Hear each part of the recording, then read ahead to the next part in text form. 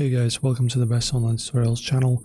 In this video, we'll show you how to use Canva Magic Eraser to remove unwanted objects from photos. So in order to pull up the eraser, you firstly need to choose some kind of photo. So in my case, let me see. There you go, I have this photo of a woman in this particular project. So just click on it so that it's highlighted. After that, you just press Edit here. Then this panel will appear on the left. And in here also, as you can see, we have these tools, magic tools, and in here we have Magic Eraser.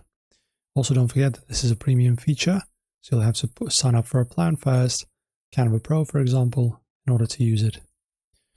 And after that, guys, you can just adjust the brush size using the slider to match the size of the object you want to remove.